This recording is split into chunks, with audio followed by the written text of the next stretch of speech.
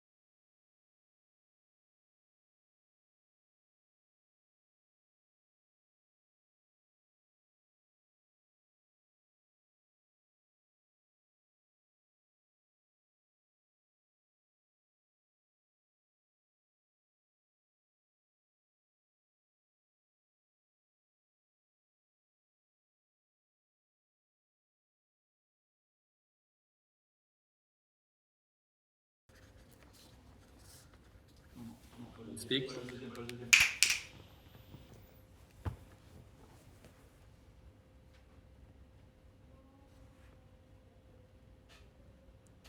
Thank you. And hello, everyone in the European community. We want to say thank you for joining us today to learn a little bit about the EU Blockchain Observatory and Forum, as well as the blockchain technology. Today is an Ask Me Anything session, and we're here. Let me start off by introducing the panelists. We have Ken, who has been very, part of the EU Blockchain Observatory team. We have Jerome, who is one of the co-founders of Asset, which is a blockchain education and platform, essentially. We have Ludovic, who's been the project manager for the EU Blockchain Observatory and Forum. So thank you all for joining us today. And let's start off with Ken. Ken, would you mind telling us a little bit about what the EU Blockchain Observatory and Forum is? Sure. Thank you, T. And allow me to show a slide. So, as you can see on your screen, the Blockchain Observatory and Forum was launched quite recently in February 2018 as an initiative launched by the European Commission with the support of the European Parliament. It's a 2-year initiative and it is conducted by several partners to the European Commission. One of them is Consensus, which we are part of. Others include universities such as the University of Southampton, the Knowledge Media Institute at the Open University, the Lucerne University of Applied Arts and Sciences, and the University College London. Thank you so much, Ken. And would you mind telling us a little bit about what are we going to talk about in the Ask Me Anything session today? And why are we doing this? Why are we hosting it? Sure.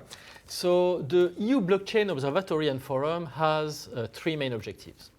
The first one is to build a knowledge repository accessible to all citizens that explains what is the technology, what are its underpinnings, and what are its applications.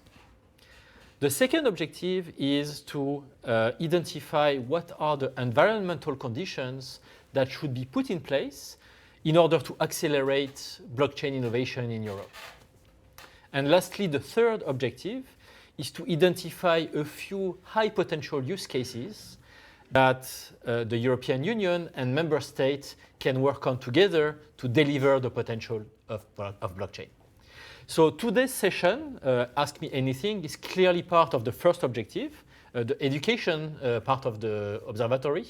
And its goal is really to answer questions from the community about the technology itself, how it works, how it can be used in a very simple and accessible way. Thank you so much, Ken, and that's incredibly useful, I'm sure, to everyone who's watching today. So let's set the context. What are we talking about? The blockchain technology. And so we're going to spend a few minutes talking about why are we talking about it today of all days. Essentially, in the last 12 to 18 months, this technology called blockchain, this emergence of Bitcoin and cryptocurrencies, and a lot of words you might have heard about, we're here to explain it. And some of the challenges, if you go to the next slide, Ken, we're here to tackle some of the challenges or the technologies. For example, the concentration of our data, cyber theft, frictions in cross-border transactions and reconciliations, continued reliance on paper attestations and handwritten signatures, continued gaps in the financial inclusion. And we're here to present or find some solutions for it. So if we go to the next slide. So the potential of the decentralized economy and societies which we're working towards really has formed and been evolving over some time. We started off with Web 1.0 or Web 1.0, where we had a platform economy. You have the centralized authority, whether it's a large institution that is allowing you to transact, or if it's a body or government body that can say, yes, you can do this or not. And essentially, we've evolved to Web 2.0, whereby you can now transact with another person, but you still have a trusted body in the middle. That's what is called the shared economy. And thirdly, what we're working towards right now is the P2P economy or peer-to-peer economy, Web 3.0, whereby Ken and I can transact directly, or Ludovic and I, or Ludovic and Ken, and there is no body in the middle or a party in the middle. So if we go to the next slide, what we're proposing today, or the technology is proposing, is a digital world that is evolving with a huge amount of potential and opportunities. So some of the examples are a free up of the flow of capital, lower transaction costs, speed up of processes, and improve security and trust. A lot of themes that we keep hearing about every single day, I'm sure. So if we just, if we start off, or the next part of this discussion or the Ask Me Anything, is going to be 4 sections where we ask some fundamental questions, and we've prepared some, but we're also going to ask the community. And if it's okay, Ken, Ludovic, and Jerome, I'm going to keep an eye out on the time. So let's start off with the first question. So the first question is, what is blockchain? Here we're going to talk about some of the technical components about the blockchain technology. So if we go to the first section. Yeah, sure. Okay. So the first question, and I'm going to present this to Ludovic, is what is blockchain technology? Can you help the European community understand what blockchain technology is? Yeah, sure, of course. Thank you very much, T, for asking this question. And actually, you will see that the core concepts are quite easy to understand.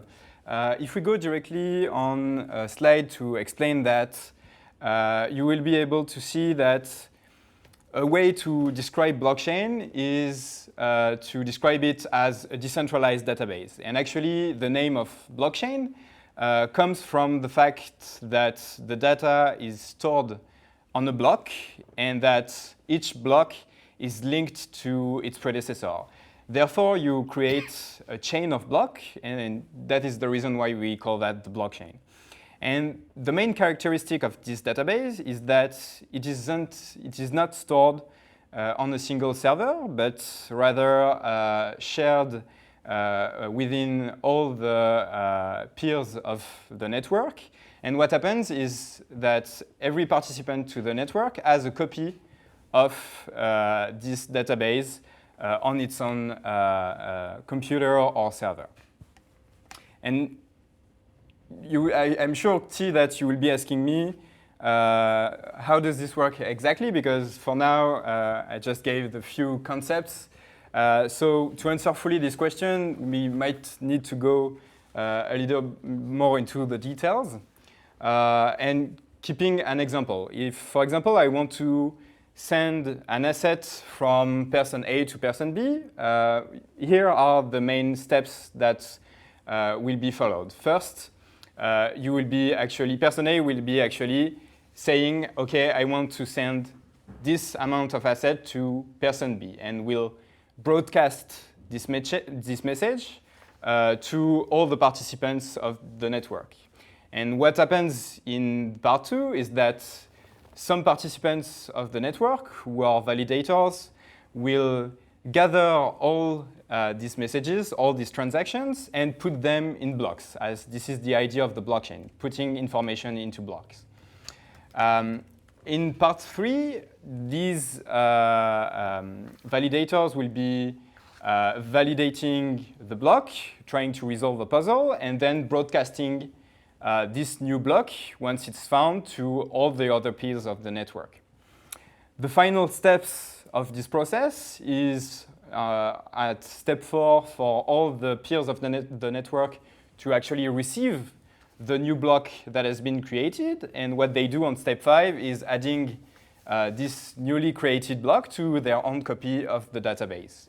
And what is the result is that once everyone has this information in its own database, the assets are actually sent from person A to person B.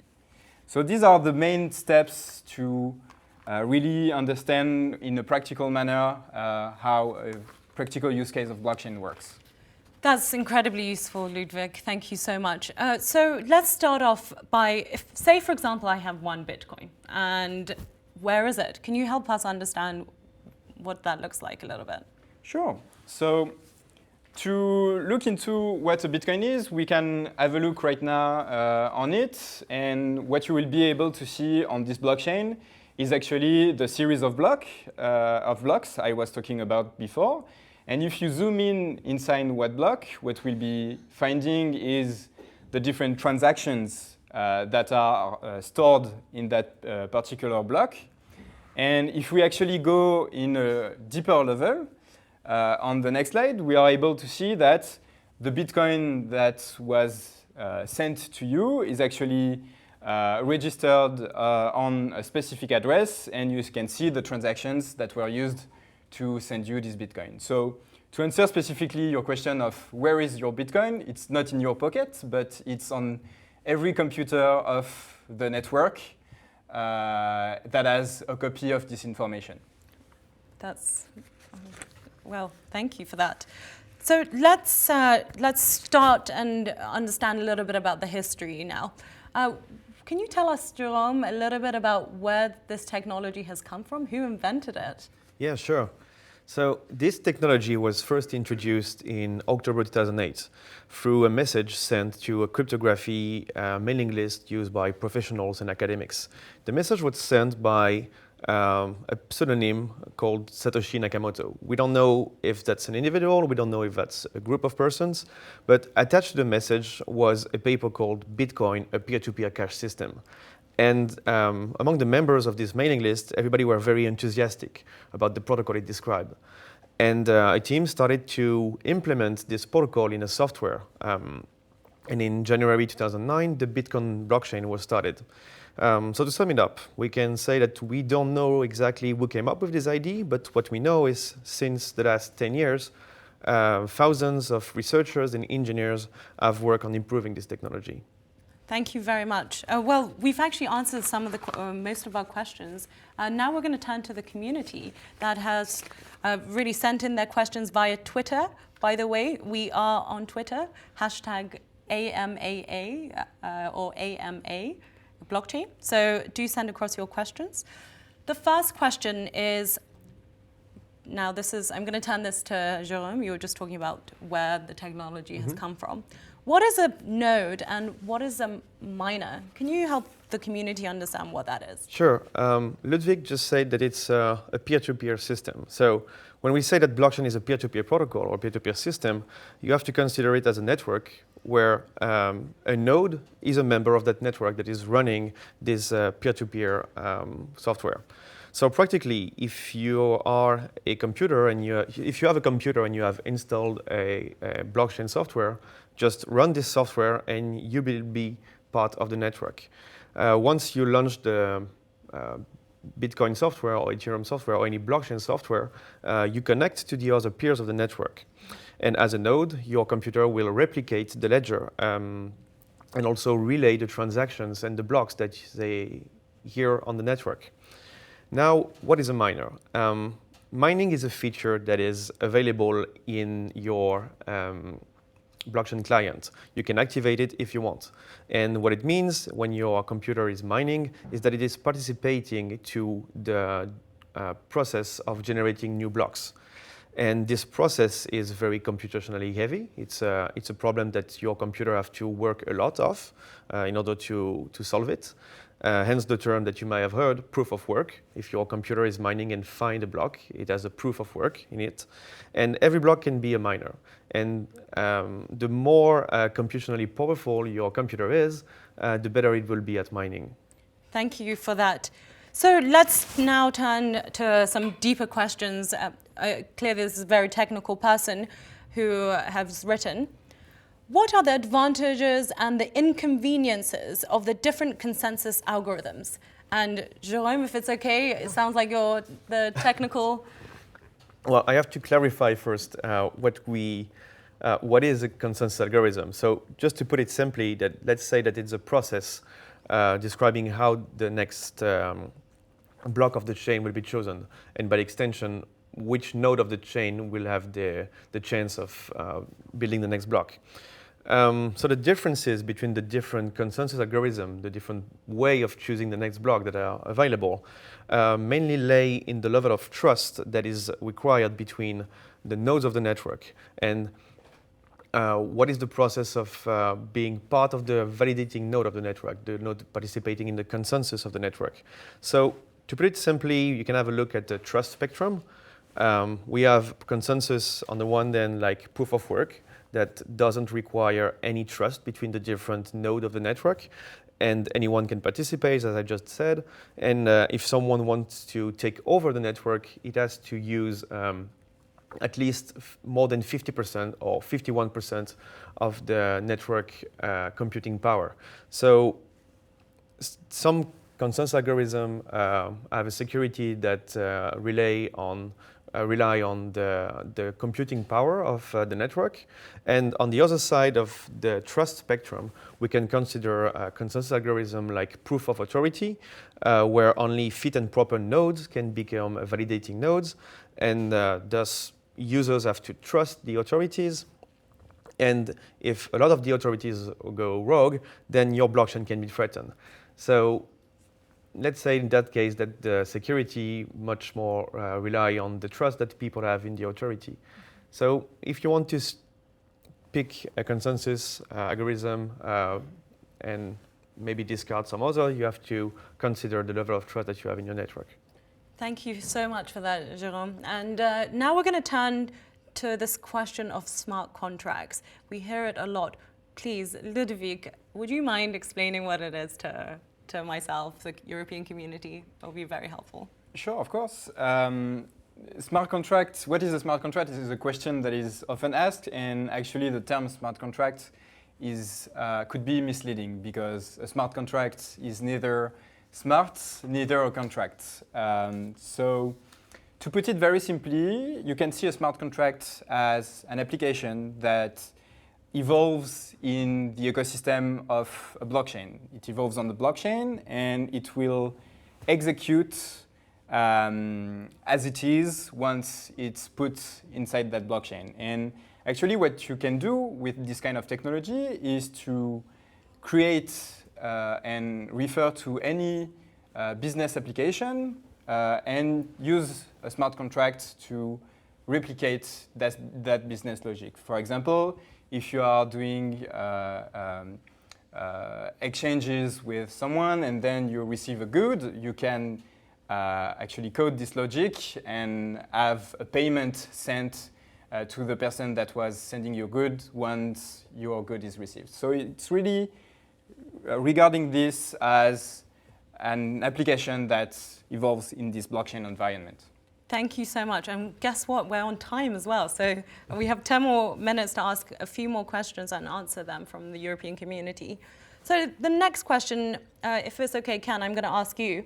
What is the difference between a public and a private blockchain? Sure. So a public blockchain is a network that anyone can have access to as long as they have a computer connected to the internet. So it's a little bit like the World Wide Web in the sense that anyone can connect to it and look at the information that is in it. On the other hand, a private blockchain, also called a permission blockchain, is a private network that only accepts connections from computers that have been authenticated, that are allowed to see what is the information in the network. This can be compared to internet and intranet, right? So intranets are networks that live within companies that only employees have access to. Similarly, a blockchain can be public or permissioned to specific users who have access to it. Thank you, Ken. And the parallels with the current world is so very helpful, so thank you very much for that. So another question, and I'm going to turn this to Jerome for this, which is some financial experts consider that the blockchain technology can remain without cryptocurrencies. Does this make sense? Can you please help us understand that? Do you mean, can you do blockchain without cryptocurrency? Yes, absolutely. Well, that's, it's possible to have decentralized database, but the fact that you are discarding the cryptocurrency means that you cannot use any consensus algorithms such as proof of stake, proof of work, or proof of authority. You need to have a unit of account in your blockchain in order to incentivize people to behave properly. And once you remove this unit of account, once you remove cryptocurrency, you lose all the incentivization mechanism that you have in the blockchain, and also all the application of what we call crypto economics. That's a new field that is developing right now. So I think I would take some examples to make it easier to understand, perhaps. If we all share a database and want to write on it and read from it, we can just agree that we're going to do that. And usually that works quite well if you are a network of between 50 and 200 users or computers collaborating on the same network. If, on the other hand, you're trying to make thousands or dozens of thousands of computers work with each other, then you need to have some kind of incentivization or compensation mechanism that will ensure that, if I'm a computer and I'm allocating electricity or storage capacity to this network, then I am compensated for it. And conversely, if I am a computer that is behaving erratically and creating problems for others, then there is a penalty for it. So that's why cryptocurrencies were created as a very simple and fluid way to make sure that thousands or dozens of thousands of computers on a network behave properly when they collaborate together. Crypto economics seems to be surrounded by incentives, so that's really helpful. Thank you very much. Actually, it draws me to the question of what is crypto economics? Jerome, would you mind? It's a new term that we are still searching for a proper definition on what it is. But let's say that it's a formal discipline that studies protocols that govern production, distribution, consumptions of goods and services in a decentralized digital economy. Crypto economics can be seen as a practical science that focuses on the design and on the characterizations of these protocols. It relies mainly on understanding the cryptographic techniques that can be used in a decentralized database or a blockchain to incentivize, to build new incentivization schemes. And also it relies on game theory to study and understand the robustness of those schemes. Thank you so much for that. It helped me understand it a little bit further. And the final question, we're running out of time, is do traditional economics apply to blockchain? And this, if it's okay, I can either turn this to Jerome. No, I think Jerome will take it. Perfect. It's in the continuation of the previous question. I think game theory applies very well to blockchain, and also as a former economist, I would have loved to have blockchain when I was studying game theory, because it's very handy to design an experiment and have it on a smart contract and let a lot of people participate. Still, the usual models that we have in economics are not yet very adapted to understand and study economics, study blockchain, sorry. But that's something that's going to be developing in the years to come, I think. Thank you very much. So we're going to move on. Actually, I noticed that there was a last question that was written in large caps that Great. we should probably take as well. So how many? And we have time as well. Thank you. Our colleague Matthew is actually helping with this, and we have a final question, which we can cover in 3 minutes, which is how many consensus algorithms do exist as of today in the blockchain world? So who would like to answer that? Well, I think that there are, the question has two parts. The first question, so as mentioned earlier, so a consensus algorithm is any method by which servers on the network agree on what is the version of the truth about that database that they are going to agree on. There are many ways that they can get to that conclusion. The most well-known are proof of work, proof of authority, proof of stake, and then there are many variants around which many researchers and companies are currently experimenting. So there are many consensus algorithms. I think the second part of the question, and what is worrying executives and government agencies oftentimes is, with so many consensus algorithms, how can we make sure that we're using the right one? And I think when you've been working in this field for quite a while, you realize that there is no single consensus algorithm that is useful for every single application. If you are in a context where you are operating a small network and you need transactions to go very, very fast, one consensus algorithm might be adequate.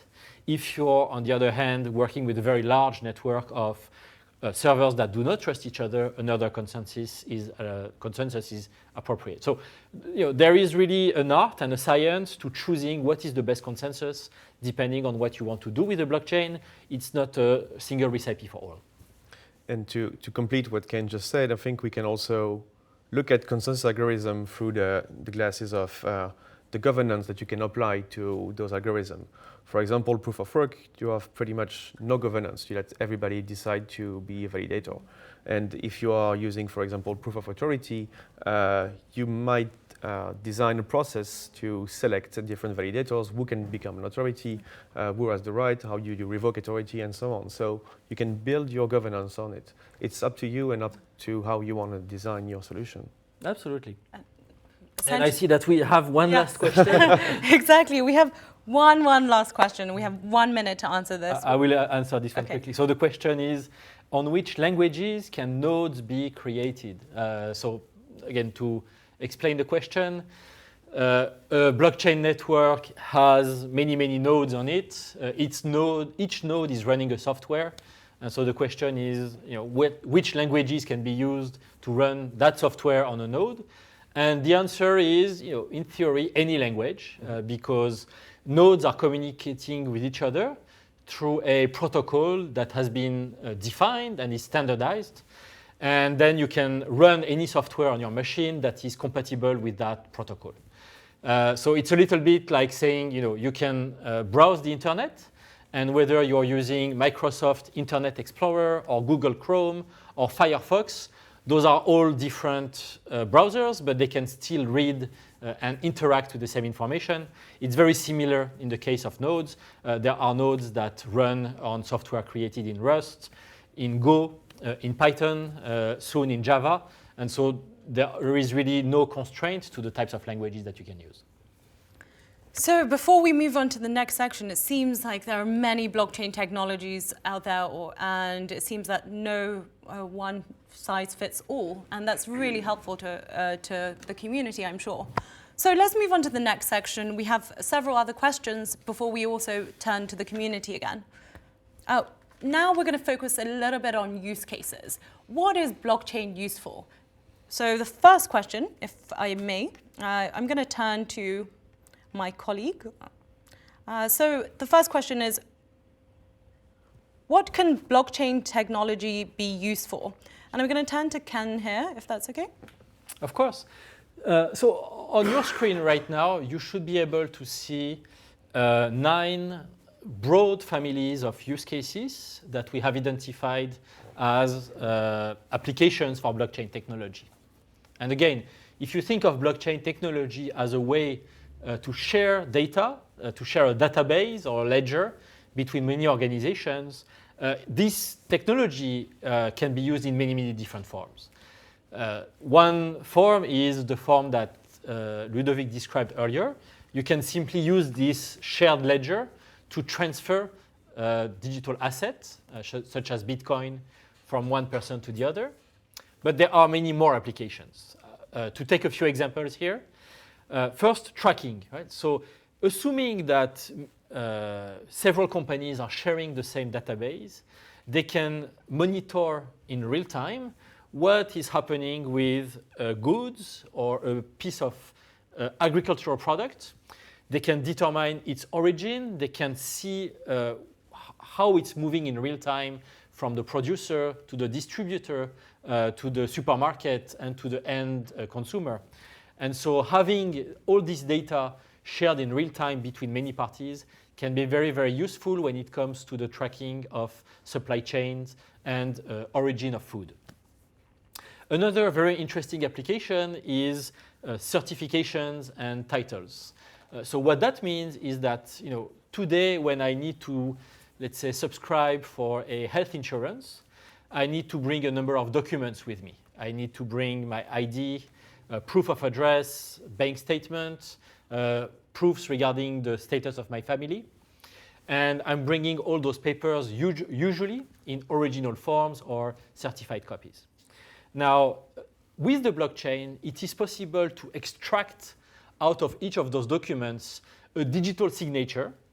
So not the document itself, but a signature of that document. and engrave this signature on the blockchain. So now once I've done that, I'm able to go to any health insurer and prove that those documents that I'm showing to them are the same as the ones that were digitally signed on the blockchain 1 month or 3 months ago, therefore providing with the proof that they are genuine and were generated when I say they were generated. And finally, another very interesting application is everything around the exchange of assets, goods, or services without intermediaries. It is possible to exchange stocks of companies, bonds, or even real estate. And in another interesting application of that, you can even exchange kilowatt hours. So let's say that there is a town that is buying electricity from many utilities and also has households that have solar panels on their roof. All those actors are exchanging kilowatt hours between each other, and it's possible to use the blockchain to keep a record of how many kilowatt hours have been exchanged where and settle those transactions on a daily basis. Thank you so much, Ken, for that. That was very, very helpful. I'm going to turn really now to Ludovic. What use cases can we see today in our day-to-day lives? Can you just help us understand that? That will be very helpful. Yeah, so Ken just presented a handful of use cases, and while these use cases are very promising, today we are not actually fully using them. When you are talking to citizens, for example, these use cases are not yet implemented. But what we have to remember is that blockchain technology is still a very new technology, and these very promising use cases will be implemented in the years that are coming. So not there yet, but hopefully this will come to life. Right, and an illustration of that is web technology as well. In the early days, you could use the web to discuss with other people on forums and to send emails, and not much more, and see what we've managed to accomplish in the last 20 years. Very helpful real-life use case, and there's a lot coming. Let's now turn to some of the sectors and deep dive into the sectors that are being most impacted by the technology right now. So, Jerome, would you like to take that? Well, Ken just showed a slide of the different sectors that we see direct application of blockchain. So I would say that any sector is impacted by the blockchain. But how deep is the impact is a bit tricky to measure. Blockchain is good usually when two conditions are met. The first one is you need a lot of people that want to access to the same database and eventually modify it at the same time. So that's the first condition. How many people want to use this data? And the second condition is those people need to have different objectives, needs to have different incentives, need to have different willingness to cooperate with each other. So the more heterogeneous the players in the sectors are, the better the application for the blockchain will be. Traceability and multiplayer supply chain management is a good example. But more broadly, if we were talking about applying economics to blockchain, the field in economics that deal with those type of analysis is agency cost, transaction cost, and supplier-manufacturer relationship. So more broadly, I would say that taking care of trust in a real world is usually tackled by a legal contract with sanctions and rules, or by internalizing a service with putting a hierarchy on top with also sanctions and rules. And blockchain is bringing in alternative solutions to internalization or contractualization that can be costly and slow. And blockchain can be a cheaper and faster alternative. That's very helpful. Now we're going to turn to the community, because we're really here to hear you guys as an Ask Me Anything session. So one of the questions that have come from the audience is, what are decentralized databases? In the instance of supply chain tracking, are decentralized databases better than centralized databases? Since, Jerome, would you mind taking that? Yeah, I just said it's a good example, so I might have to justify myself. Yeah. Well, decentralized databases are not essentially better. They are just better suited sometime. If you are using a centralized database, that means that you have an authority that you can trust, an authority that is trustworthy for all the actors or the players of your industry. Sometimes it can be the state, which is very good because most of the people might trust the state.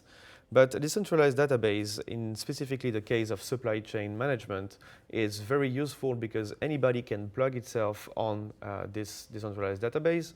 You don't have to trust the other actors. If you want to enter the industry, you won't have to buy a share of the consortium or maybe pass a test with the central authority. You can just go in and access.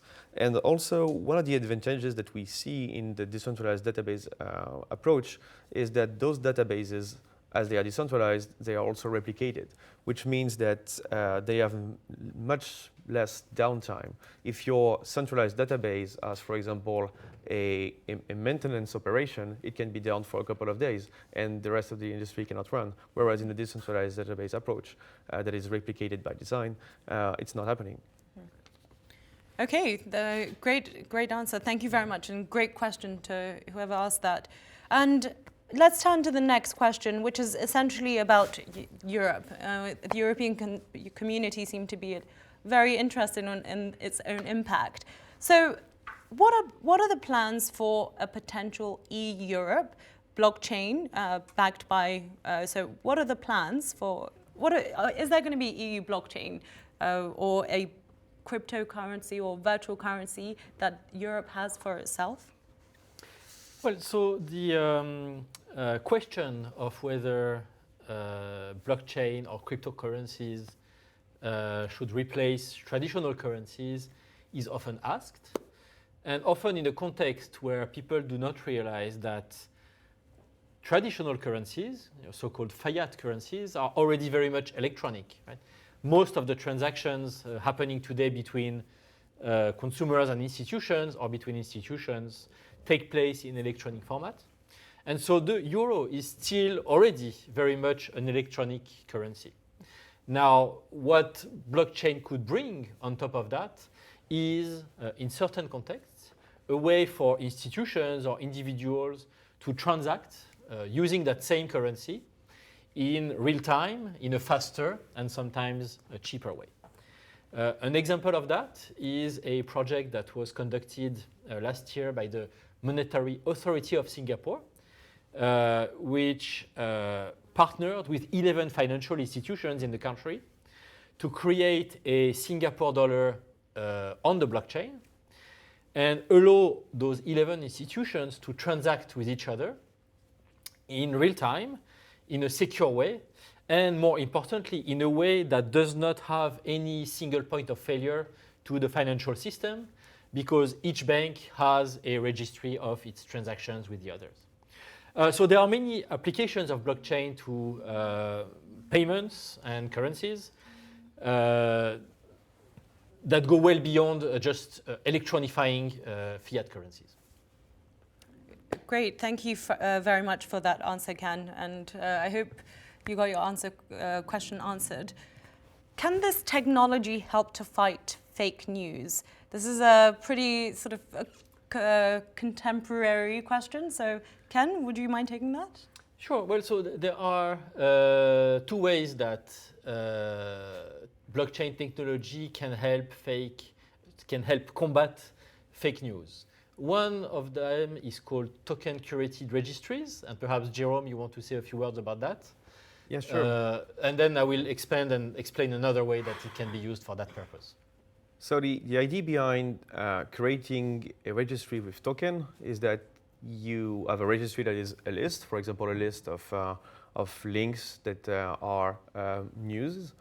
So you post an article, you post this article on this list, and then you let a group of curators vote for or against those specific new links, and they can stake some tokens to say that, yes, this is a good link, I'm staking my token to the fact that this is a good link. So you get approval by a group of validators that validate the trustworthiness of those articles. Mm-hmm. Okay. So that in that application, so blockchain is used as a platform to allow many people in a crowdsourced way, right, to vote on how fake or trustworthy a piece of news is. So that's one application. Another application of blockchain technology could be to use those certifications that I was talking about earlier to trace, what was in the first place the origin of a piece of news.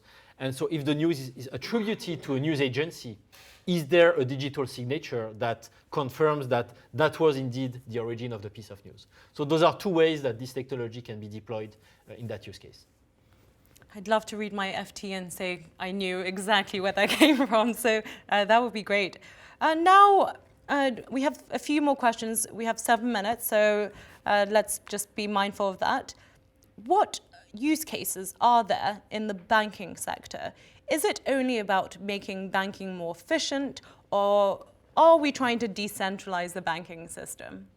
Well, so that's a very good question, and it is one that we hear often because blockchain technology by nature is very relevant to exchange of value and therefore to the financial system.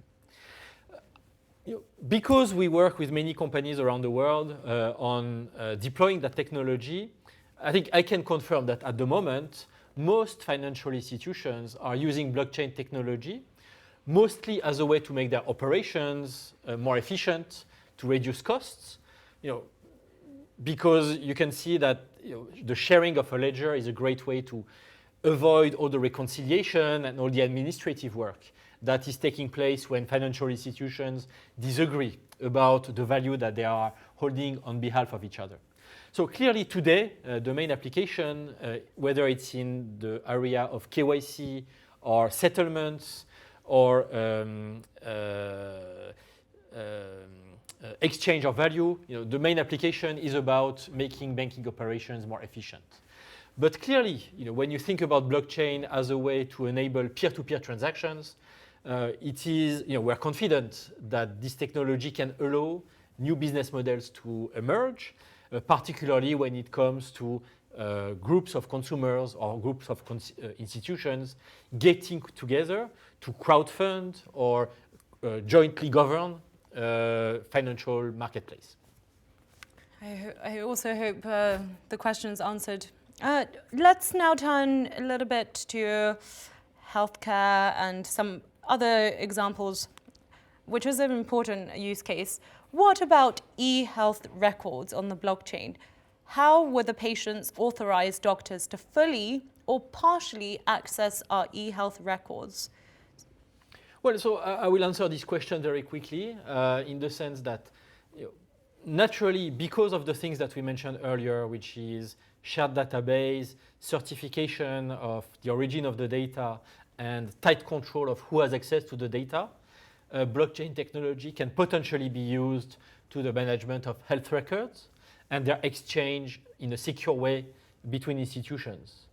However, the reality is that we are not yet at a point where health systems are digitized in a way that they can simply be transposed onto the blockchain. And so I think that we're still a few years away from seeing those applications in real life. Okay, I hope those who are concerned about their health are paying attention. The final question is, we only have 4 minutes if that's okay, is it feasible to create a European global land registry on the blockchain? Ludovic, would you mind answering that? Yeah, sure. So yes, it is very feasible, and actually this is one of the earliest use cases that were looked upon. If we look inside the EU, there are actually initiatives to leverage that use case, and more specifically in Sweden, the Land Registry Authority is currently studying how they could implement that use case. So yes, it's one of the use cases that we may be able to see in the near future.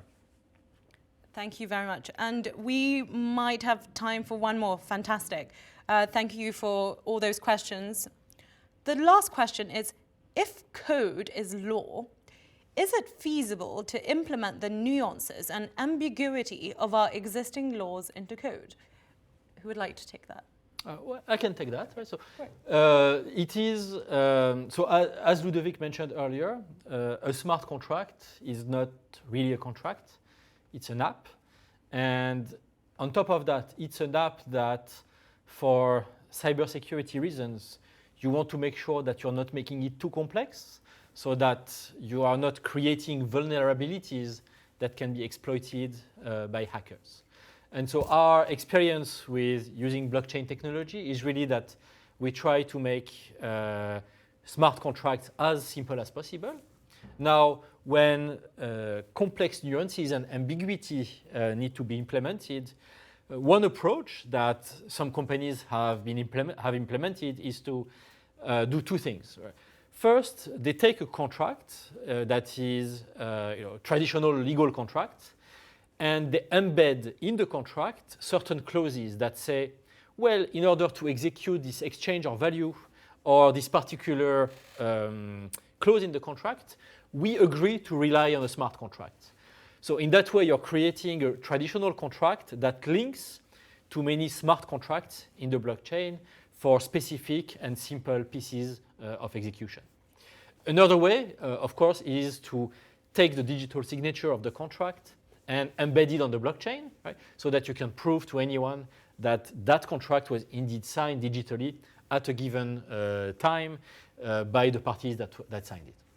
Also, and maybe a third approach would be to build a decentralized court.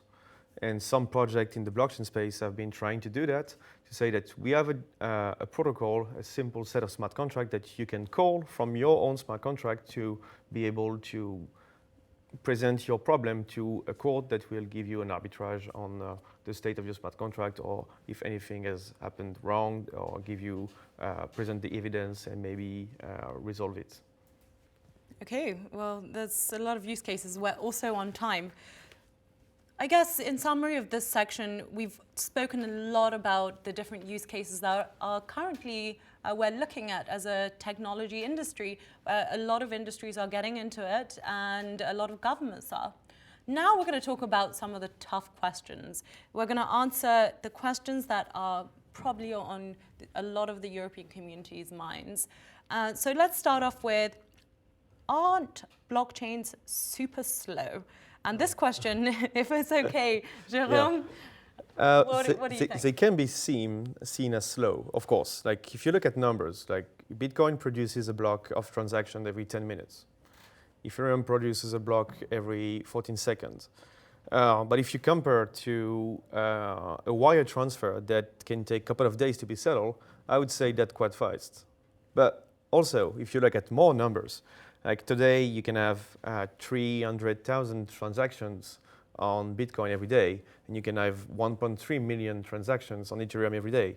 Those numbers are rather very small compared to how many wire transfers are done every day. And as blockchains meet more adoption, some scalability issues appear. And then it can slow down the transaction.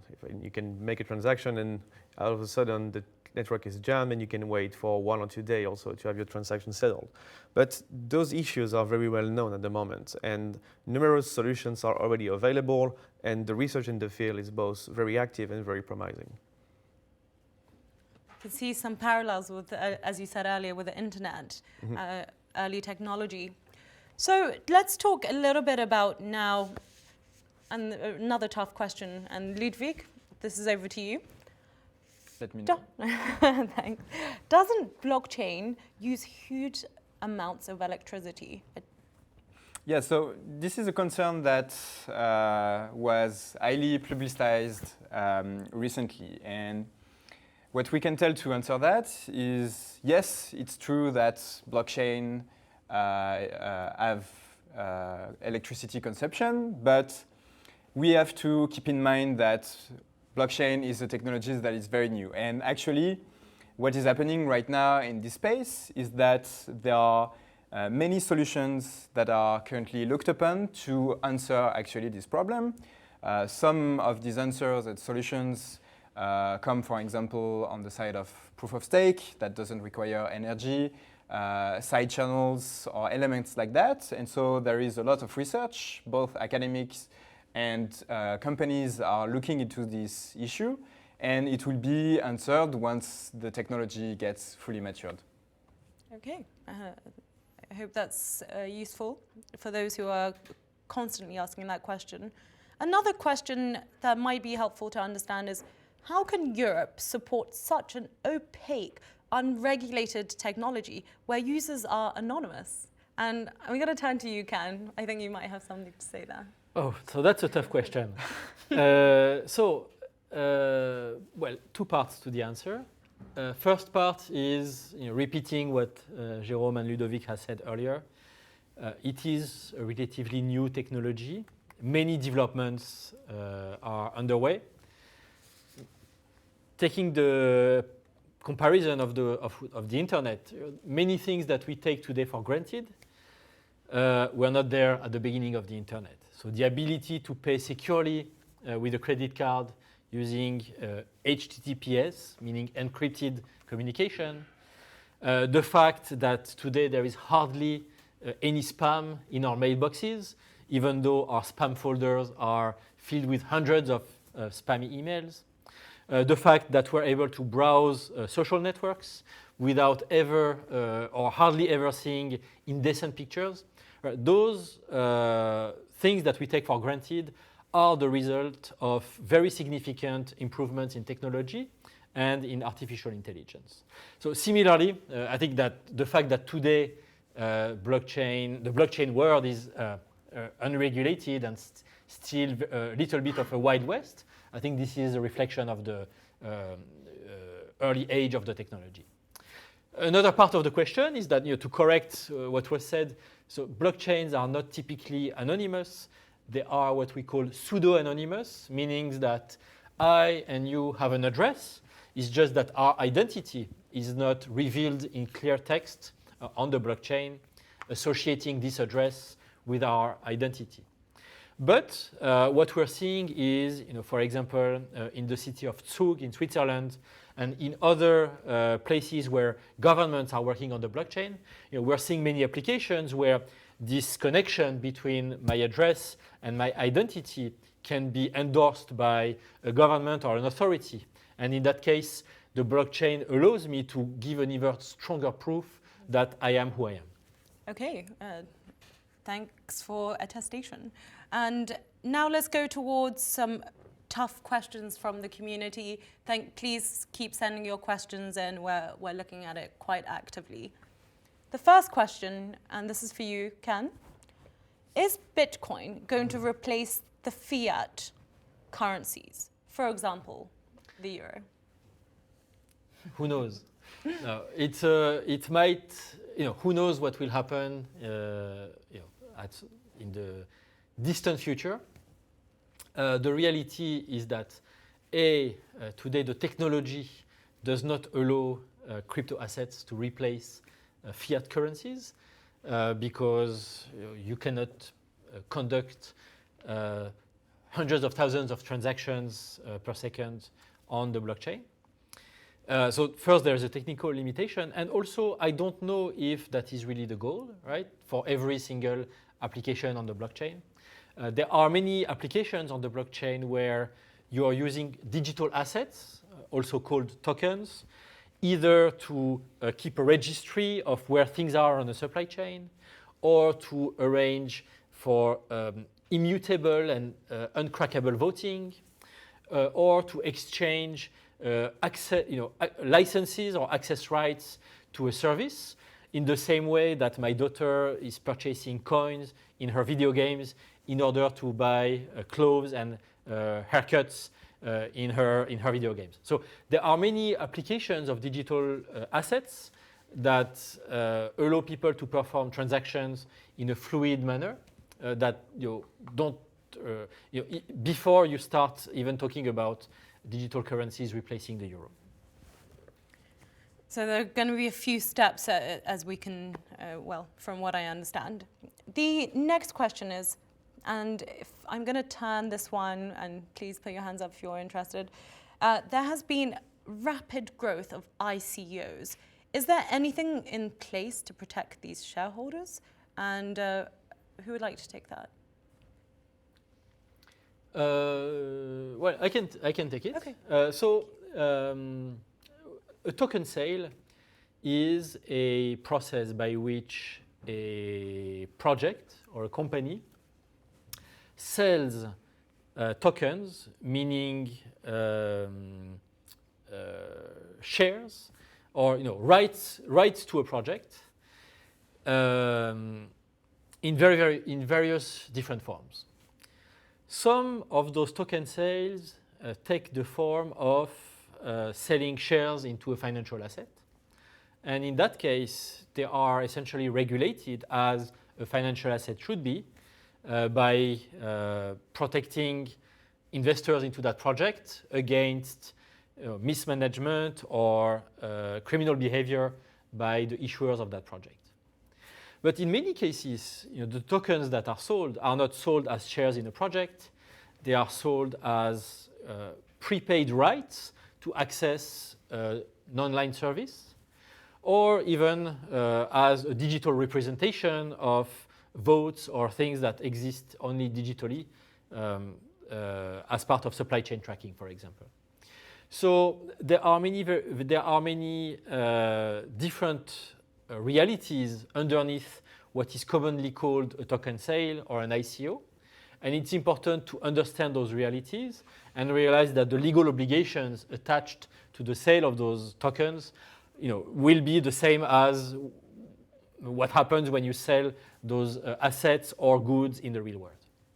Okay, thank you very much, Can, for that. The next question, and Ludovic, I'm going to turn to you for this. How will the EU ensure that banks will be more open to accept crypto startups? So the community is probably someone from the crypto and blockchain community is probably asking this. Sure, and actually this is a topic that we have discussed with startups within the EU Blockchain Observatory and Forum. And what was said to us is that some startups are struggling to open bank accounts because they are in this blockchain world. And so there is no specific answer to that. The EU is not going to do any miracle, but I think that what we are doing today, explaining what is blockchain technology, explaining the fact that there are many legitimate use cases that are linked to this technology and many companies that are trying to build real-world applications on this participates to the fact that everyone in the ecosystem will accept more easily this technology, and hopefully in a few years, all the banks will accept to open bank accounts to these startups very easily. Thank you very much. You'll be pleased to know that you guys are on time. So let's keep asking these questions from the community. We're here really to answer them. So we have another 10 minutes actually to answer these questions, these very tough questions. How does blockchain relate to GDPR? Specifically, is storing data off-chain compliant with the right to be forgotten? And who would like to take that? Yeah, sure. Well, so very interestingly, we had the interplay between blockchain technology and GDPR is one of the first topics that the EU Blockchain Observatory and Forum has been tasked to examine. We have been working on some research to understand the state of the art, and we conducted an initial workshop with a number of working group members in Brussels last week. The question of the interplay between GDPR and blockchain, first of all, must be considered by stating, first of all, there are many applications to blockchain technology that do not involve personal data. And GDPR is really about the protection of personally identifiable data. But when we're talking about blockchain as a shared database between companies that is used to track the status of goods or the origin of food, or a digital signature to a document. There are many applications that do not involve personal data, and therefore GDPR is not blocking the exploitation of those use cases. Now, specifically when it comes to personally identifiable data, indeed, our recommendation to startups out there is to not store personal information on the blockchain, even in an encrypted form, given that there are it's very hard to know if you encrypt something and it can be decrypted, whether it will be decrypted in 1 year, 5 years, 10 years, or 20 years.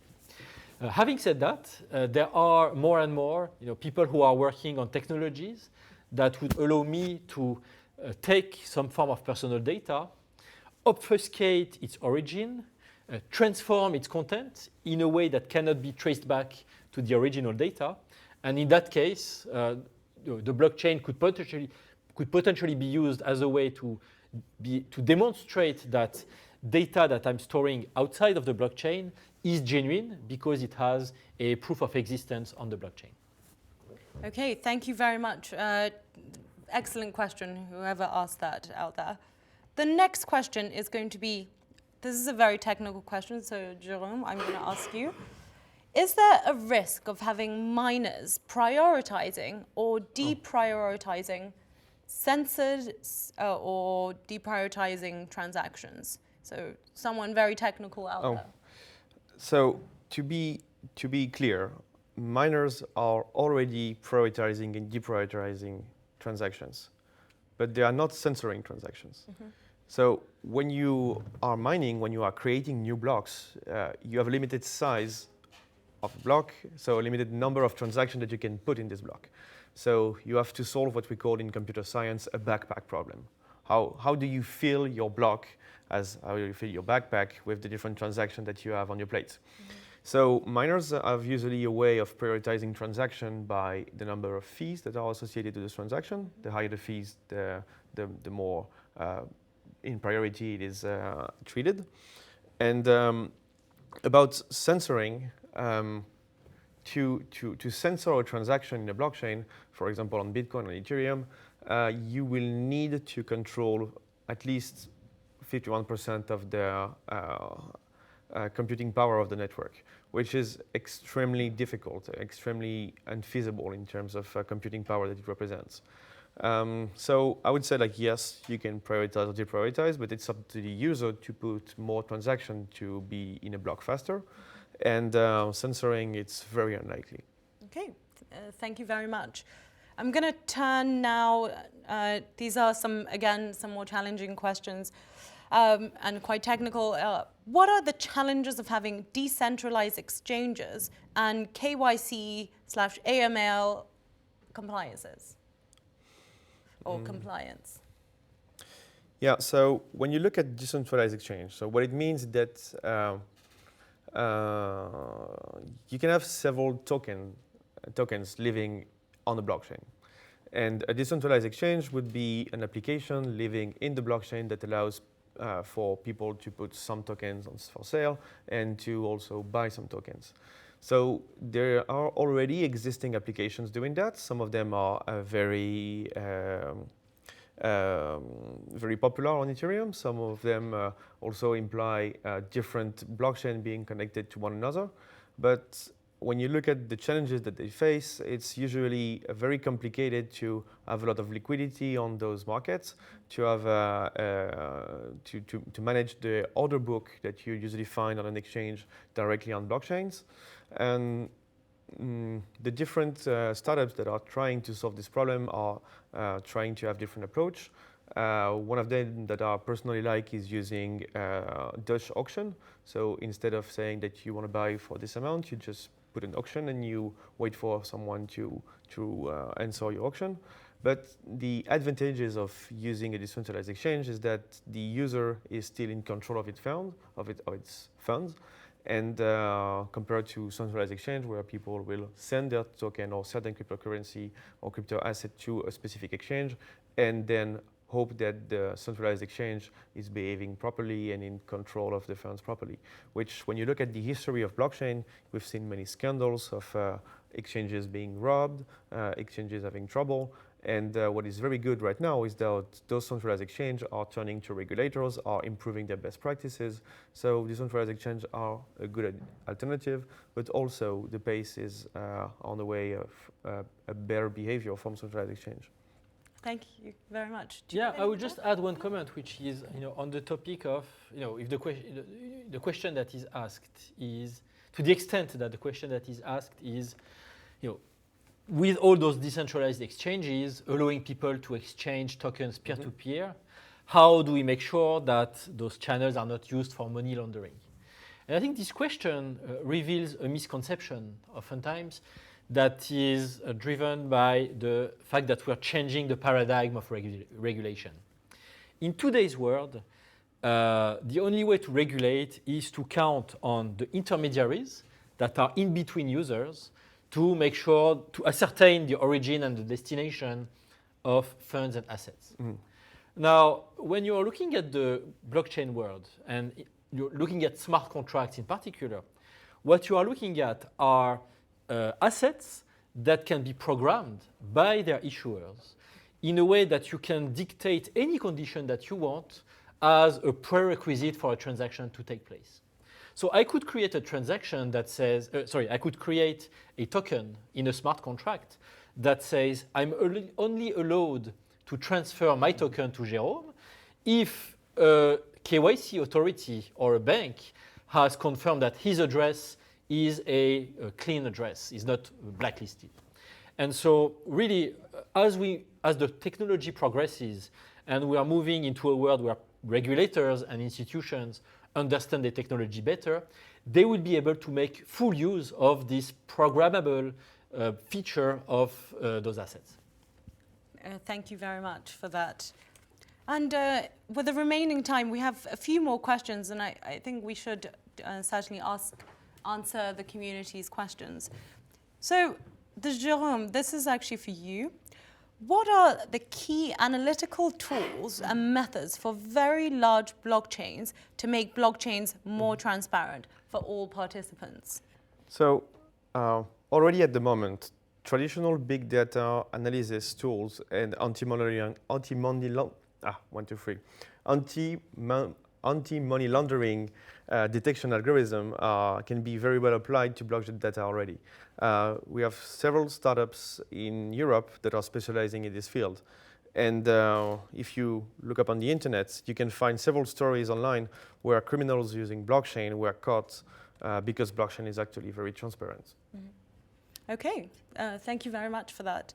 And I'm going to ask this one is for whoever wants to take it, but what national court has jurisdiction if two parties located in two different countries disagree on a blockchain transaction? So who mediates that?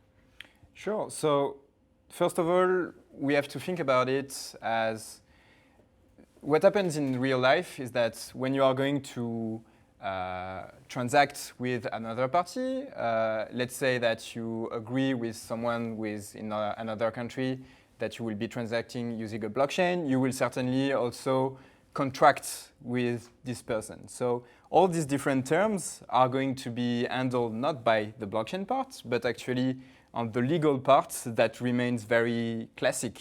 And so the terms that will be agreed upon in this very classic legal part will determine which jurisdiction applies to this case.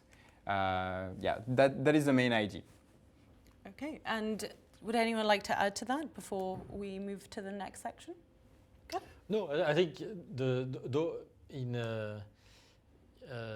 in today's world, many applications that are using the blockchain are not yet at a scale where they have fully fleshed out what are those terms and conditions, and what are the exact rights and obligations of the users of the service. But again, as we progress, it is reasonable to explain that the majority of transactions that will take place on the blockchain will take place in the context of decentralized apps that people are using as part of a well-understood legal framework. Thank you very much. We're going to answer one more question, then move on to the future section. So which industry does blockchain have potential to disrupt and better? What is the biggest potential, apparently? So this is probably the $1 million question, or billion. Can we all say one thing? Yeah, okay, why don't you all take one turn? Okay, Jerome, what do you think? I think the video game industry.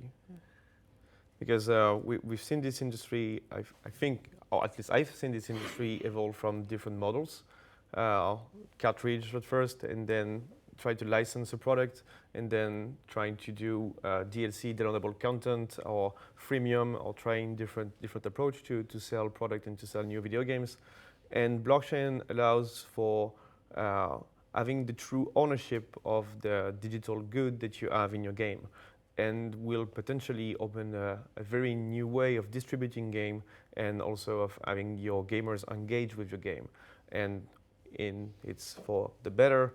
I would say that it will allow for different types of game to appear, and also because I would have loved to be able to own my Pokemon when I was playing it, which is not really possible. You can imagine every 13-year-old who might potentially game one day. So, no, but joke aside, I think it is, I mean, although Jerome's answer is entirely relevant and topical, that you can expect significant impact on this industry.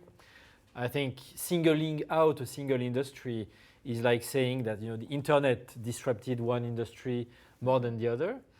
The reality is that it's not the technology that disrupts industry, it's challengers, so entrepreneurs who see an unmet need and are able to make use of one or several technologies to fill the need to serve customers in the way that they are not served today, or to create a new market. And so I think it's very, very hard to say today what will be the killer apps of the blockchain. Certainly gaming, financial services, energy markets, as well as government services are prime candidates, but there will be many other applications as well. Sounds like a call for more entrepreneurs. Ludovic, what do you reckon? Yeah, I very much agree with Ken. It's hard to foresee what will be the most promising sector, but if we look at the closest use cases that we have in front of us, maybe use cases using supply chain are maybe the closest to us. There are many inefficiencies right now. For example, when we talk about maritime exchanges, there is a lot of paperwork in these areas, and maybe blockchain can be very useful to actually improve, reduce costs in this environment. So my bet would be on this. I bet every business owner is thinking, God, I need to reduce those costs. So thank you very much. In summary to that section, there are many, many challenges out there. But like any early technology, there are solutions, and technologists are currently working on it. So thank you to everyone who's asked those questions, and please keep them coming. The next section is really about the future. What are we going to expect in the years ahead? What is this technology going to do? What do we foresee? So the first question is to you, Ludo. When will the crypto bubble pop? That's in the middle of a tough question and a question on what to expect in the years ahead. And actually, that's a question that a lot of people are asking themselves. But the way I like to see it is, again, saying that it is a fairly new technology, and Ken previously was talking about the comparisons we can make with the internet. And what is certain is that there will be up and downs, like there was for the internet, especially at the beginning of the 2000s, and there will be up and downs. But what we see right now is that there is a lot of actors that are interested in this technology. Speaking of them, we can name startups, we can name governments.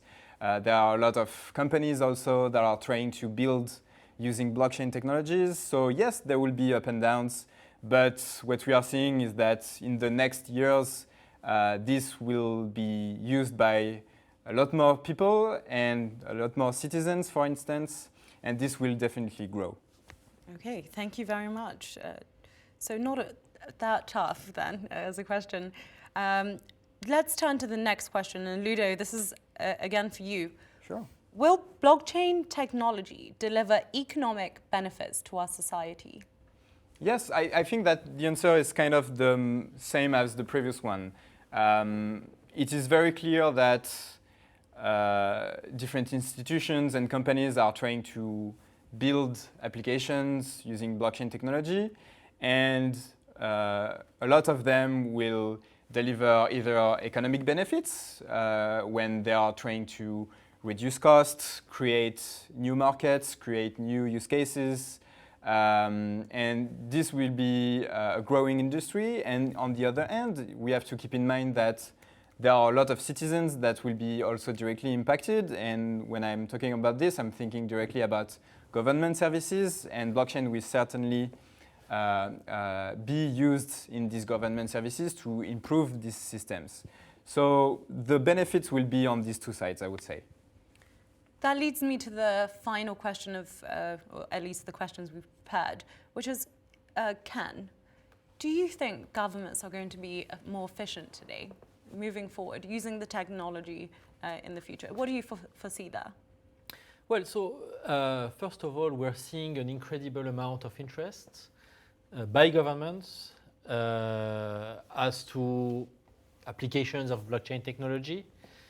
We are seeing this in smaller countries that are able to be nimble and move fast, such as Singapore, Dubai, Hong Kong. We are also seeing that in larger countries, France, Germany, the UK, many other European countries, Sweden, Spain, many others are all in the midst of various types of blockchain pilots. So what are those pilots about? There are four main themes that those pilots are generally revolving around. The first idea is to use the blockchain as a ledger, as a decentralized database that allows government agencies to track the exchange of value or data between each other without relying on a central intermediary to operate those data. And an example of that could be using the blockchain to track what happens with subsidies or welfare aids, from the point where they are issued by the government and then flow through the financial sector to their users and finally to the merchants or businesses that those users are buying goods or services from. So that's example number one. The second use case is around certificates and titles. So using the blockchain to establish the authenticity and easy portability of land titles, diplomas, all kinds of certifications that the government is issuing for citizens and companies. The third use case is clearly around the financial sector, right? In countries or in industries where the financial exchanges are operated by the government, central banks, other government-owned financial institutions, etc. And here, the applications that we are seeing are exactly the same as in the financial world, making transactions faster, more efficient, or more transparent within financial institutions. And the last use case is about regulation and monitoring. It's not directly a use of the blockchain, but it's a realization that with the transparency that goes with the blockchain, regulators and all kinds of monitors, auditors, are able to see in real time what is going on and therefore to detect fraud or to detect inefficiencies or abnormalities in those marketplaces. Thank you very much, Ken. And now we're going to turn to the community and, well, some more questions that you guys have asked. And this one I think is particularly relevant. We're sitting here on behalf of the European Commission. Ludo, what will the EU Blockchain Observatory and Forum do for the development of blockchain in the coming years?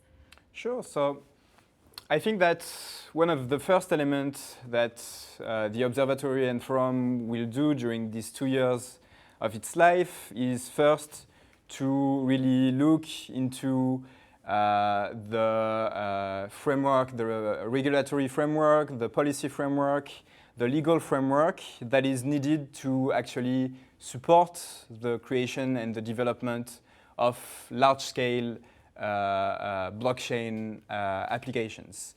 This is the first part, and then on the second part we can say that what will be doing the observatory and forum is really to identify high-profile use cases, very impactful use cases and transition scenarios, and this is really the second part of what will be doing the EU Blockchain Observatory and Forum. And with that in mind, what we are trying to build right now is a repository of knowledge while we are doing analysis and creating, for example, research papers, thematic reports on all these kind of elements. We provide this analysis on the eublockchainforum.eu website that is available to citizens, but also to everyone in the ecosystem. So this part of repository of knowledge is very important, and we'll try to really move forward the most important questions that will be looked upon during the 2 years of the observatory, and trying to really make Europe a good place for blockchain innovation and making it relevant for startups and projects to be created. Thank you so much. And I guess today, if it's okay, we can take one more question, and then we really need to summarize and say thank you to the community. Sure, I think it's okay if we stay a little longer. Okay, perfect. People are in front of their computer screen. Yeah, exactly. Let's take as many questions as possible. Okay, perfect. So we have 5 more minutes to answer the questions. Let's say, okay, let's go to, where is the EU blockchain going to be stored? In public institutions, or could individuals participate too? Ken, would you like to take that? Sure. Well, so I think it's a bit early at this stage to say whether the European Union intends on creating or operating its own or many blockchains. There are, as far as we know, discussions about that, but I think it's very early to say whether it's going to be the case. I think if we take a parallel with the internet or e-identity or other sectors where the European Union has contributed to technological development, I think it is likely that first and foremost the EU will need to answer what are the conditions under which government agencies or companies can transact on the blockchain, what kind of identity framework do we need so that transactions that do not need to be anonymous, we know where they're coming from. So there are many questions of norms and standards that need to be answered before we even raise the question of the EU operating its own blockchain or blockchains. Okay, thank you very much, Ken, for that. Next question is, now that blockchain is widespread, could we stop relying or relaying and relying on all those coins and reward miners with fiat money? And Jerome, I can see that you want to. So I'll take this one. So the European Central Bank, the ECB, it has a very specific mandate right now that is controlling inflation. And I don't think that would be feasible to externalize that mandate to a blockchain protocol, or even to put a constraint on the monetary policy, such as, well, the ECB has to emit this amount of euro every 10 minutes because we need to pay for miners. So that sounds like a silly idea, but maybe not that silly. Okay, thank you very much. The next question is, are the existing blockchains and coins Well, are there existing ones? Are there existing blockchains coming? Are there existing coins coming, or new ones? Sorry. Well, I think the question is, are today's blockchains and today's blockchain technologies the same as the ones that will exist 5 or 10 years from now? Obviously, those technologies will evolve. Now, are they, after many mutations and evolutions, are they going to be called Ethereum or Ethereum or Atomum? I don't really know. I think what's happening right now is that you have thousands of researchers and developers, many of them working for free on open source projects that are contributing to advancing the technology. And for sure, there are many building blocks that will be there in 5 to 10 years that are not here today. So we have one final question, and we will need to summarize, which is, can blockchain and AI play together? And who would like to answer that? There have been some tryouts to make a marriage between the two technologies. I don't want to get too technical about it, but I will give some idea about it still. Especially blockchain can be used to train your neural network. So if you have an artificial intelligence, one way of handling this intelligence is to use what we call neural networks. A neural network can be trained via federated learning. So go and look up about that technique. And federated learning can be done on blockchain. So that may be a way of doing that. Okay, well, I can imagine lots of people typing federated learning right now. So we really have to say thank you to everyone who has tuned in from the European community today, and especially thank you to the panelists for being so welcoming with your time and your knowledge. And if we can just go to the next slide, which is where can you get more information from? You can go to the EU Blockchain website, you can go on Twitter, and please continue to ask those questions. There will be someone within the team to continue asking them. So thank you so much to everyone here, and we look forward to more sessions like this. Thank you very much. Thanks, Steve. Thank you Thanks a very lot, much. T. Thanks. Thanks. Thank you.